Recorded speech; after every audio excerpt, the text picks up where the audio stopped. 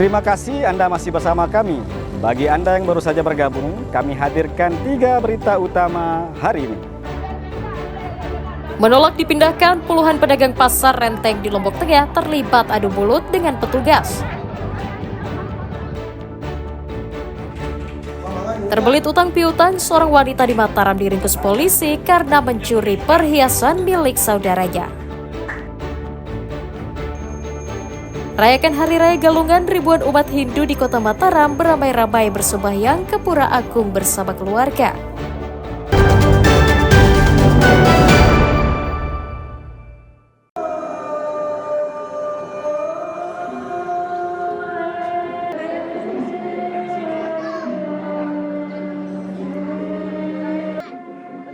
Ribuan umat Hindu di kota Mataram menggelar persembahyangan di sejumlah pura agung untuk merayakan Hari Raya Galungan pada Rabu pagi.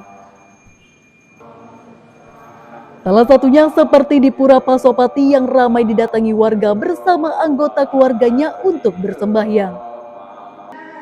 Mereka datang dengan membawa gebongan buah dan aneka sesaji sebagai simbol sukacita dan rasa syukur atas kemenangan Dharma melawan Adharma. Melalui perayaan Galungan, umat Hindu diingatkan agar terus melakukan kebaikan secara spiritual dan sosial sebagai kunci meraih kebahagiaan, kedamaian, dan ketenangan batin. Pernah tidak dilakukan upacara ini, sehingga banyak terjadi penyakit, mewabah penyakit. Kemudian kembali diadakan upacara Galungan ini, itu sehingga penyakit-penyakit yang melanda umat Hindu itu menjadi sirna. Yang pertama saya ucapkan selamat merayakan Hari Raya Galungan, yaitu merayakan hari kemenangan antara Dharma melawan Adharma. Jadi kebajikan melawan kebaikan. Jadi kami setiap 6 bulan, setiap Hari Raya Galungan tetap mengadakan persembahyangan bersama. Ya, maknanya seperti tadi kita tingkatkan sarana dan bakti pertuan Yang Maha Kuasa. Selain melakukan persembahyangan secara khusus, biasanya perayaan Galungan juga diisi dengan berkunjung atau bersilaturahmi dengan keluarga dan kerabat. Emi Kusuma dan Riyadi Zulhi melaporkan dari kota Mataram.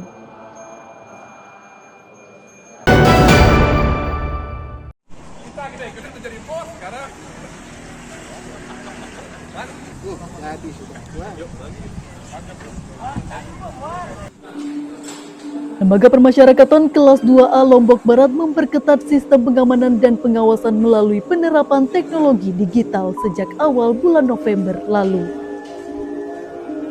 Pengawasan diantaranya dilakukan dengan memasang perangkat modern seperti CCTV berbasis analitik, sistem pemindai pengunjung hingga pengawasan berlapis yang terintegrasi secara terus-menerus. Pengetatan keamanan untuk mencegah modus baru penyeludupan barang terlarang ke dalam lapas terus berkembang. Selain mengawasi pengunjung, sistem digital juga akan mengawasi petugas lapas agar memberi pelayanan sesuai aturan. Selain menyiapkan sistem pengawasan digital, pihak lapas juga menyiapkan ruang telekomunikasi yang dapat digunakan berkomunikasi dengan keluarga untuk mengurangi penyalahgunaan ponsel. Kami dalam pelaksanaan tugas pengamanan, baik di pemasyarakatan maupun di imigrasi, ada SOP-SOP yang harus dijalankan. Harapannya teman-teman bisa melaksanakan SOP itu, sehingga pelanggaran-pelanggaran kita dapat minimalisir. Ya, minimalisir. Kenapa? Masih ada kita temukan dengan mekanisme pengawasan kita dari masing-masing kantor wilayah, masih ada kita tindak. Terlibat pegawai, kita tindak. Pihak lapas berharap peningkatan sistem keamanan dan pengawasan yang terpadu dapat menciptakan lingkungan lembaga permasyarakatan yang lebih aman, tertib, dan transparan. Harul Amri dan Riyadi Sulhi melaporkan dari Kabupaten Lombok Barat.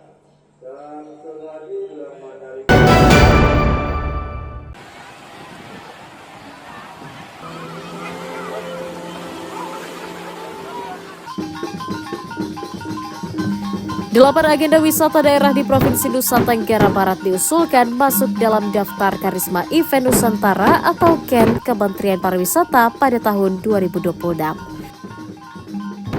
Usulan tersebut untuk mengakomodir sejumlah agenda seni dan budaya yang selama ini berkontribusi untuk meningkatkan kunjungan wisata ke daerah. Adapun atraksi wisata yang diusulkan yakni alunan budaya Desa Megasela di Kabupaten Lombok Timur, Festival Sangiang Api di Desa Sangiang, Kabupaten Bima, dan Perang Topat Lingsar di Kabupaten Lombok Barat. Kemudian Festival Gili dan Maulid Adat Bayan di Kabupaten Lombok Utara, Festival Rimpu Mantika di Kota Bima, Festival Lakei di Kabupaten Dompu, dan Festival Jelonyesek di Desa Sukarara, Lombok Tengah. Pemda menyatakan usulan tersebut mewakili 3 suku di NTB yakni suku Sasak, Samawa, dan juga Mbojo yang memiliki ragam kesenian dengan kearifan lokalnya. Ya tentunya kan ada standar persyaratan masing-masing yang memiliki wilayah dan kabupaten kota juga mendorong harapannya itu masuk dalam KEN Karisma Event Nasional. Ya tentunya ini sudah masa kurasi. Ya, kita tunggu dari hasil daripada rekomendasi. Dengan tahun 2025 lah. Ya kalau tahun 2025 itu ada 4, ini bertambah lagi. Selain untuk memperkenalkan ragam tradisi seni dan budaya daerah, pengusulan itu juga untuk mendukung pengembangan potensi wisata dan meningkatkan kunjungan wisatawan ke daerah. Emi Kusuma dan Redi Sulhi melaporkan dari Kota Mataram.